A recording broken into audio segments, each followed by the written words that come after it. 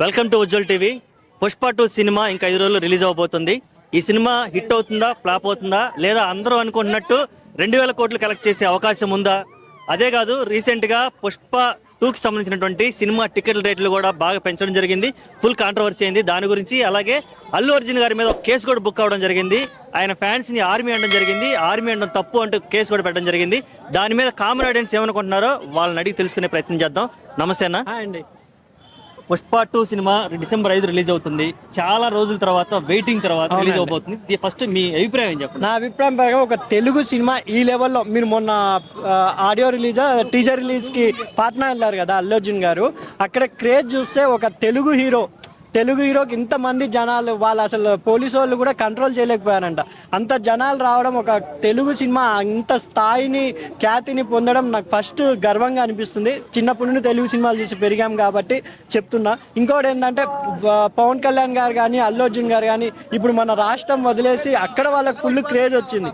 మహారాష్ట్రలో ఆయన వెళ్ళిన చోట మొత్తం బీజేపీ గెలిచింది. ఇప్పుడు అల్లు అర్జున్ గారు పాట్నా వెళ్తే మొత్తం గవర్నమెంటే వచ్చి ఆయనకు స్వాగతం పలికారంటే, ఒక తెలుగోడు ఎన్టీఆర్ అంటే, ఇప్పుడు తెలుగోడు అంటే ఎన్టీఆర్ గారు తప్ప, పెద్ద ఎన్టీఆర్ గారు తప్ప ఎవరు గుర్తుకు రాకుండా, ఎందుకంటే ఆయన అంత కృషి చేశారు. దాని తర్వాత పవన్ కళ్యాణ్ గారు, మన రాజమౌళి గారు, రామ్ చరణ్ గారు, జూనియర్ ఎన్టీఆర్, వీళ్ళంతా కృషి వల్ల ఇప్పుడు తెలుగు సినిమా ఖ్యాతి ఎక్కడికో వెళ్ళింది. మన ప్రభాస్ గారు బాహుబలి కూడా. ఇప్పుడు పుష్ప 2 అనేది టీజర్ అయితే భయ్యా, నేను బ్యాక్గా చెప్తున్నా, బాహుబలి తర్వాత యునోమాస్గా అందరూ మెచ్చిన టీజర్ ఇదే. ఎందుకంటే ఎక్కడ లోతుపోతులు లేకుండా టీజర్ని చాలా చక్కగా అందరు ఎక్స్పెక్టేషన్కి, టీజర్ వచ్చినాకే కదా పుష్ప 2 టికెట్స్ కూడా పెంచారు వాళ్ళు. నా అభిప్రాయం ఏంటంటే టికెట్లు పెంచడం అనేది పుష్ప 2కు ఉన్నంత క్రేజ్, మీరు ఇది సింపుల్గా అనుకుంటారో ఏమైనా అనుకుంటారో, 50 రూపాయలు పెట్టినా భయ్యా వాళ్ళకి 100 కోట్లు దాటుతాయి. ఎందుకంటే అన్ని థియేటర్లో రిలీజ్ అవుతుంది. మన ఆంధ్రాలో కానీ తెలంగాణలో కానీ 50 రూపాయలు కాదు, 100 రూపాయలైనా పెట్టండి. ఆ సినిమాకు ఉన్నంత క్రేజ్ అలా ఉంది. ఇంకా 800 పెట్టుకుంటే, ఒక సినిమా 800 పెట్టి చూసిన వాడే సినిమా బాగాలేదని చెప్తే మీకే నష్టం కదా. 800 కూడా కొనడానికి ఎవరు రాకపోవచ్చు. అదే సినిమా క్రేజ్ బాగుంది కాబట్టి 100 రూపాయలు పెట్టినా, 150 రూపాయలు మ్యాక్సిమం పెట్టినా, ఒక ఫ్యామిలీతో వెళ్ళాలంటే ఒక మధ్యతరగతి వ్యక్తి ఒక 1000 రూపాయలు సరిపోతుంది. మీరు ఒక టికెటే 800 పెడితే ఫ్యామిలీతో ఎవరు వెళ్తారు?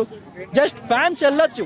ఎందుకంటే సినిమా పిచ్చోళ్ళు చాలామంది ఉన్నారు. అల్లు అర్జున్ ఫ్యాన్స్ గారు కానీ, పవన్ కళ్యాణ్ ఫ్యాన్స్ కానీ చాలామంది పిచ్చోళ్ళు ఉన్నారు, వెళ్తారు. కానీ సామాన్య ప్రేక్షకుడుగా సినిమా చూడాలి అనుకుంటే టికెట్లు కొంచెం తగ్గిస్తే మీకు కూడా బెనిఫిట్.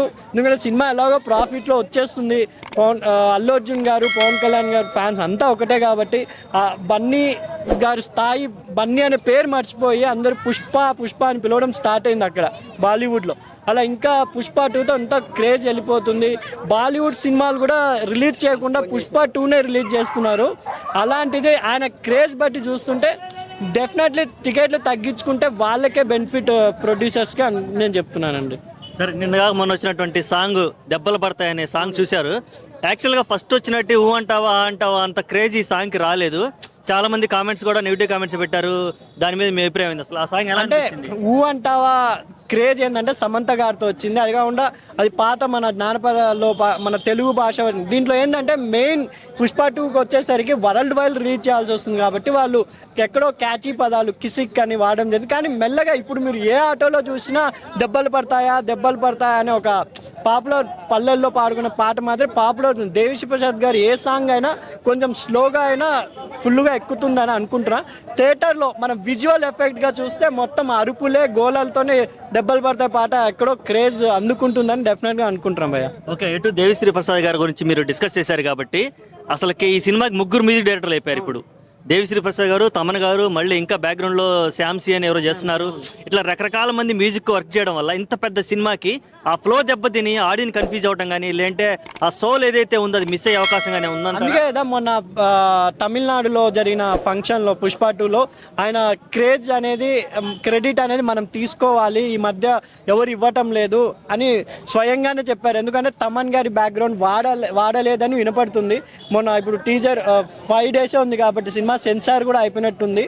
దేవిశ్రీ ప్రసాద్ గారు సింగిల్ కార్తోనే రాబోతుంది అనుకుంటున్నాను. ఎందుకంటే మొన్న ఆయన డైరెక్ట్ అందరూ అంతా కెమెరాల ముందర చాలామంది పబ్లిక్ చూస్తుండగానే ప్రొడ్యూసర్స్ మీద అలిగేషన్ చేశారు. ప్రొడ్యూసర్ కూడా దానికి నవ్వుతా మొన్న నితిన్ గారి ఫంక్షన్లో, రాబిన్హుడ్ ఫంక్షన్లో చెప్పడం జరిగింది. అది ప్రొడ్యూసర్స్ మ్యూజిక్ డైరెక్షన్ అంటే కామను, ఆయన ఎక్కడా మనల్ని విమర్శించలేదు. మేము కూడా నెక్స్ట్ పవన్ కళ్యాణ్ గారి సినిమా ఉంది మైత్రిలో, ఇంకా నెక్స్ట్ సినిమా మన కొత్త రామ్ చరణ్ గారిది ఉంది. కంపల్సరీ ఆయన కంటిన్యూ అవుతారని వాక్ చేయడం జరిగింది. ఎందుకంటే క్రెడిట్ కొంచెం ఎక్కడో సినిమా ప్రొడ్యూసర్స్ కానీ ఎక్కువ ఎవరు బ్యాక్గ్రౌండ్ మ్యూజిక్ కొడతారో వాళ్ళంట పరిగెట్టడం జరిగింది.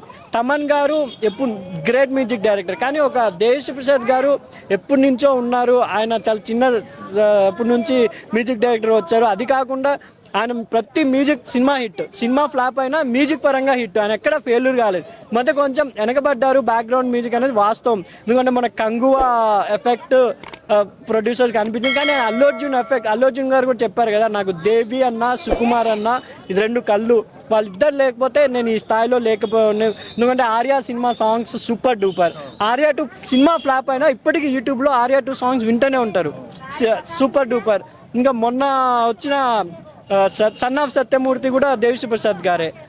అల్లు అర్జున్కి మ్యాక్సిమం మ్యూజికల్ హిట్స్ అందించింది దేవిశ్రీ ప్రసాద్ గారు. కాబట్టి పుష్ప 1 నిలబడడానికి కారణం కూడా స్వామి స్వామి సాంగు, ఊ అంటావా సాంగు, ఏ అడ్డా బిడ్డ, ఇవన్నీ దేవిశ్రీ ప్రసాద్ గారే చేశారు. కానీ వదులుకోరు అనుకుంటున్నా. పుష్ప 2 తర్వాత 3 వచ్చినా, 4 వచ్చినా, 6 వచ్చినా దేవిశ్రీ ప్రసాద్ గారు కంపల్సరీ కంటిన్యూ అవుతారేమో అనుకుంటున్నాను. ఓకే, రన్ టైం వచ్చేసి 3 గంటల 2 నిమిషాలు అంటున్నారు. ఇది కొంచెం ఇబ్బందికరమైనటువంటి పరిస్థితే ఖచ్చితంగా. ఇప్పుడున్న ఆడియన్స్ ఏంటంటే 210, 220, మ్యాక్సిమం పెద్ద సినిమా అంటే 240, 245 దగ్గర ఆగిపోయింది. 320 అంటే ఇంకా సందీప్ రెడ్డి వంగ గారు గుర్తొస్తారు అప్పుడప్పుడు. కాకపోతే ఆయన సపరేట్ ట్రాక్ కాబట్టి ఓకే యాక్సెప్ట్ చేస్తున్నారు ఆడియన్స్. మరి అల్లు అర్జున్ని ఇంతసేపు చూసి 3 గంటల 2 నిమిషాలు థియేటర్లో కూర్చోడం ఇబ్బందికరంగా ఉంటుంది. అంటే పుష్ప 2 క్యారెక్టర్ని ఓన్ చేసుకున్నారు ప్రజలు. అది కాకుండా హిందీ వాళ్ళు కూడా ఎక్కువ జుక్నా అనే సాలా అని చాలా ఫేమస్ అయింది. ఫేమస్ క్రికెటర్లతో సహా మన ఐపీఎల్లో మీరు వింటారు, వికెట్లు దిగానే జుక్నా అనే సాలా అని. అలా ఒక హావాభావం చాలా ఈజీగా ఓన్ చేసుకున్నారు. కాబట్టి 3 గంటలు అనేది ఒక 2 గంటల్లోనే అరే అప్పుడే సినిమా అయిపోయిందా అని అనిపిస్తుందని ప్రొడ్యూసర్ గారు చెప్పారు. ఆయన ఒక యాజ్ ఎ ప్రేక్షకుడిగా నేను సినిమా చూసే చెప్తున్నాను అన్నారు. కాబట్టి నా అభిప్రాయం ప్రకారం మనం కిల్ సినిమా వచ్చింది, 1 అవరే సినిమా. ఇప్పుడు ఆ సినిమా గురించి మొత్తం ఇంటర్నేషనల్లో డబ్ చేస్తున్నారని వింటున్నాం. అలా రన్ టైం కొంచెం తగ్గించడం వల్ల సినిమా ఇంకా క్రేజ్ పెరుగుతుందేమో అనుకుంటున్నాను నేను. ఇప్పుడు కిల్ సినిమా పాటలు లేవు, ఏం లేవు, ఖాళీ ఒక ట్రైన్లో జరుగుతుంది. ఆ సినిమాని అందరూ ఓన్ చేసుకున్నారు. ఫస్ట్ టైం ఒక సినిమాని ఇంగ్లీష్లో డబ్ చేస్తున్నారంట. అలా ఆ పుష్ప 2 కూడా మనం ఒకవేళ అల్లు అర్జున్ గారు ఎక్కువ ఎక్కడ లాగుంటే మళ్ళీ ఈ సినిమా తగ్గిస్తారేమో అనిపిస్తుంది నాకు. Okay, thank you so much.